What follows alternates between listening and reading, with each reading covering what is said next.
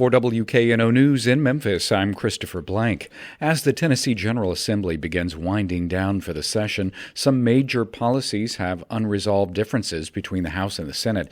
They include decisions about Tennessee State University and a change to how businesses are taxed on a proposed expansion of school vouchers. Representatives in the House added ideas beyond what the governor pitched.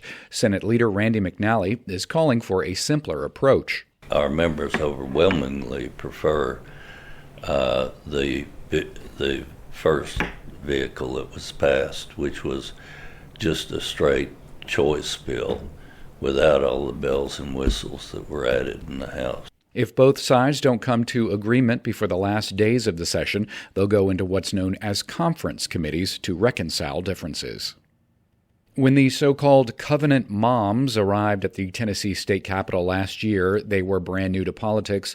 They just experienced a mass shooting at their beloved school, and now they were trying to advocate for modest gun safety measures that the Republican supermajority ultimately rejected. Now, as WPLN's Meraba Knight reports, the women are back. They are politically savvy, and they're not just advocating for legislation, they're writing it too. I've spent a lot of time with a handful of the Covenant Moms, as they've come to be called. So when one of them, Mary Joyce, called me gleefully from her car one afternoon, I wasn't surprised to hear she'd been stomping around the Capitol. Mary and two other Covenant Moms, Melissa Alexander and Sarah Shoup Newman, we sat in this room, all huddled around the table in the office of Representative Harold Love Jr., a Democrat from Nashville. And then two people from legal. And they decided to write a bill. What would it do? Well, every year, a big report is issued on child deaths. And in Tennessee, the number one cause is firearms.